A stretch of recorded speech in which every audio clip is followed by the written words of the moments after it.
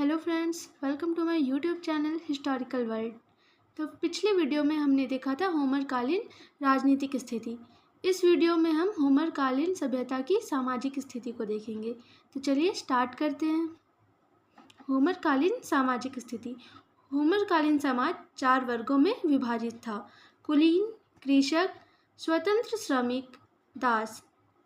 पहला वर्ग कुलीनों का होता था, जिसके पास विशाल भूमि तथा बड़ी संख्या में दास होते थे। दूसरा वर्ग कृषकों का होता था। यह वर्ग अपनी भूमि पर खेती का कार्य करता था। तीसरा वर्ग स्वतंत्र श्रमिकों का वर्ग होता था। चौथा वर्ग दासों का था, जो या तो युद्धबंदी होते थे या फिर समुद्री डाकुओं से खरीदे जाते थे।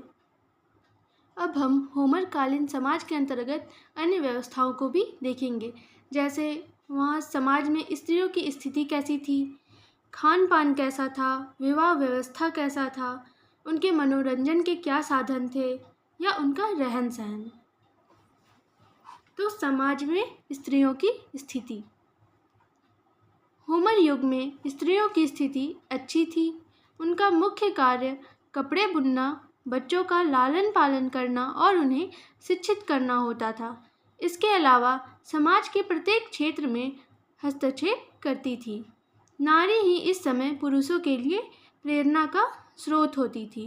इस युग के कुछ बड़े संघर्ष भी स्त्रियों के कारण ही हुए थे। खान पान। इस युग के लोगों का मुख्य भोजन गेहूँ, जौ इत्यादि होता था। इसके अलावा यह लोग सब्जियां तथा मछली का भी सेवन करते थे।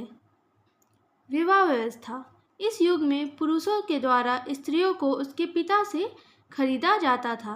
लड़की के पिता को धन देकर कोई भी पुरुष उसे खरीद सकता था। यही प्रथा इस काल में प्रचलन में थी। मनोरंजन के साधन। इस समय मनोरंजन का प्रमुख साधन आखेट था। इसके अतिरिक्त यह लोग विभिन्न प्रकार के दौड़ों का भी प्रयोजन करते थे। रहन सहन। इस युग का रहन सहन साधारण था। इस युग के लोग अपने शरीर को ढकने के लिए वस्त्र का प्रयोग करते थे और पैर में जूते का प्रयोग करते थे। स्त्रियां आभूषण का प्रयोग करती थी। पुरुष बड़े बड़े बाल तथा दाढ़ी मूछ रखते थे। तो फ्रेंड्स, इस वीडियो में इतना ही। अगली वीडियो में हम होमर कालीन आर्थिक स्थिति तथा धार्मिक स्थिति की चर्चा करेंगे। Thank you.